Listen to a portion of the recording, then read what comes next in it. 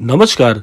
आप सभी के अपने चैनल जय गुरुदेव उत्तराखंड पर एक बार फिर से बहुत बहुत स्वागत है।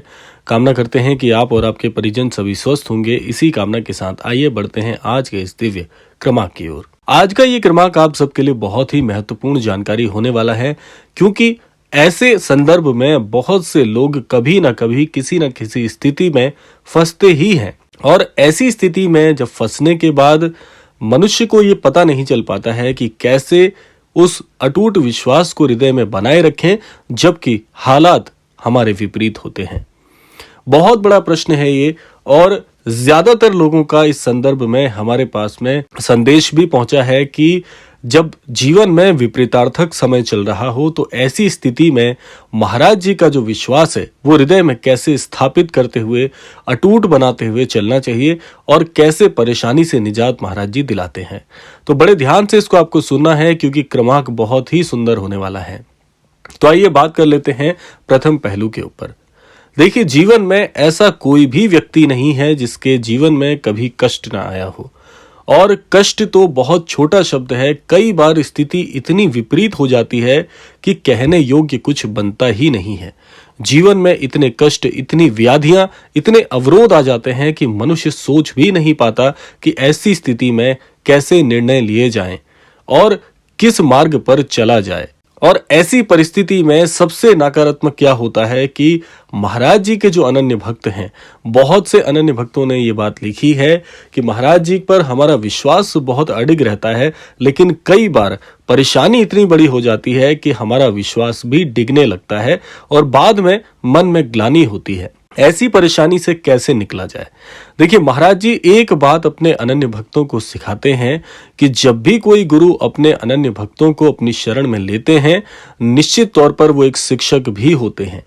और जैसा आप सभी जानते हैं कि जब शिक्षक छात्र को पढ़ाता है, जब शिक्षक छात्र का अध्ययन में हाथ बटाता है, तो उस समय परीक्षाएं भी होती हैं। हमने सभी ने जीवन में परीक्षाएं दी हैं।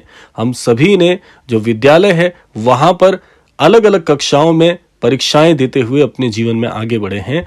तो जब हम गुरु की शरण में जाते हैं तो ऐसा कैसे हो सकता है कि आपकी परीक्षाएं ना ली जाएं?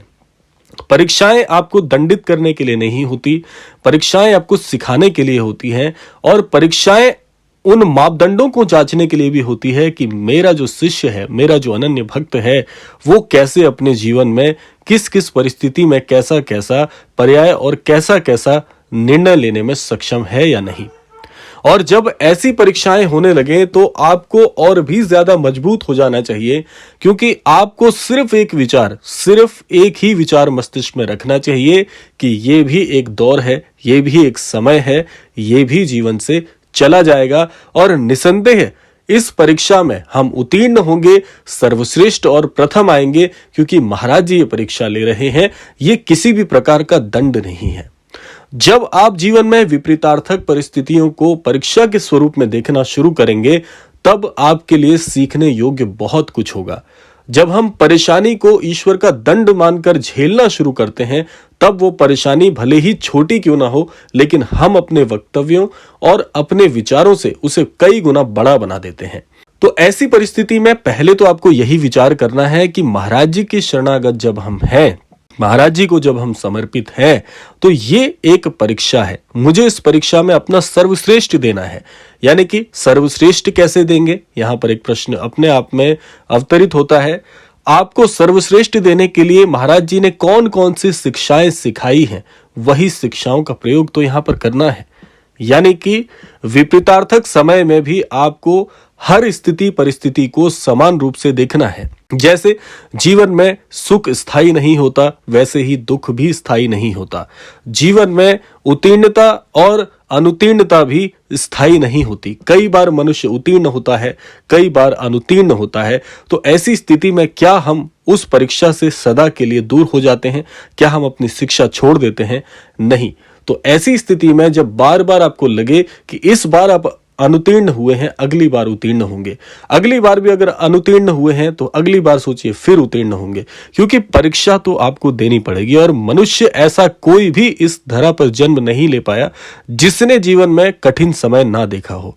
हर किसी व्यक्ति के जीवन में कठिनाई अलग अलग हो सकती है, लेकिन सभी का निवारण एक है, वो है महाराज जी की शिक्षाओं का अनुसरण करना। जब जीवन में दुख प्रवेश करता है तो स्वयं को प्रसन्न रखने का प्रयास करिए। आप कहेंगे ये कितनी विपरीतार्थक बात आपने कही है कि जब जीवन में कठिन समय चल रहा हो तो उस समय व्यक्ति प्रसन्न कैसे रह सकता है। यही जीवन का मूल आधार है, क्योंकि महाराज जी यही सिखाते हैं कि हर स्थिति परिस्थिति में आपको समरूप व्यवहार करना चाहिए, एक सा व्यवहार करना चाहिए।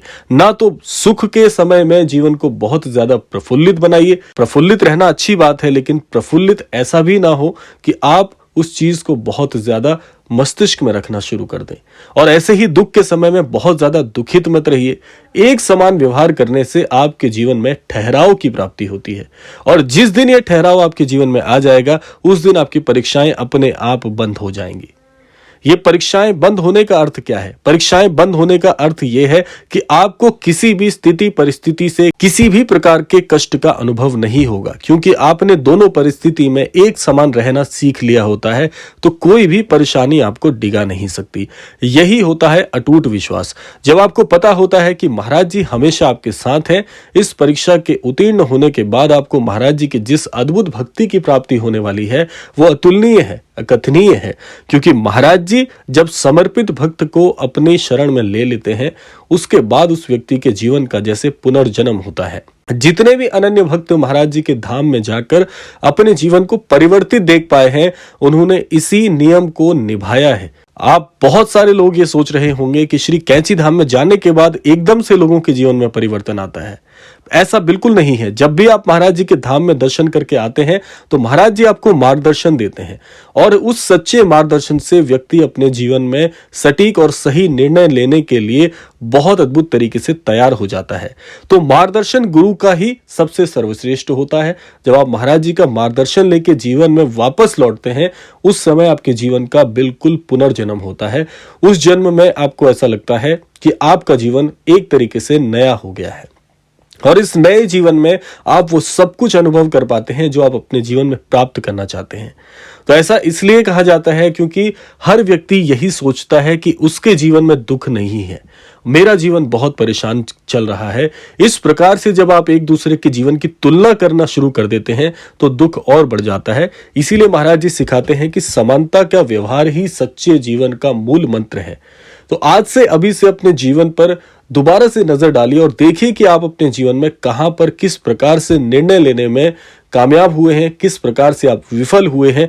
जब आप अपने जीवन पर नजर डालते हुए महाराज जी की शिक्षा के अनुरूप चलना शुरू करते हैं, तब आपके जीवन में एक नया निखार आता है, आपको नवजीवन की प्राप्ति होती है। और जिस दिन आपको ये नियम समझ में आ जाता है, उसी दिन से, उसी क्षण से आपका जीवन पूरी तरह से परिवर्तित होना शुरू हो जाता है, जिसे सरल शब्दों में भाग्योदय कहा जाता है। इसीलिए महाराज जी एक ऐसे सच्चे महागुरु हैं जिनकी शरण में एक बार यदि आप आ गए तो जीवन का सही अर्थ क्या है, महाराज जी बड़ी सरलता से, बड़े सहज भाव से और बड़े सरल शब्दों में आपको सिखा देते हैं। आशा करते हैं क्रमांक आप सबके लिए फलदायी होगा। इसी कामना के साथ समय आता है विदा लेने का, और विदा लेने से पूर्व समय है रोजाना की प्रार्थना का। यही प्रार्थना करना चाहूंगा कि श्री महाराज जी सभी को सन्मति और सद्बुद्धि की प्राप्ति कराएं, और इस संपूर्ण सृष्टि का, इस संपूर्ण लोक का कल्याण हो। इसी कामना के साथ विदा लेते हैं। मिलते हैं अगले क्रमांक में। तब तक के लिए जय श्री राम, जय गुरुदेव, जय उत्तराखंड।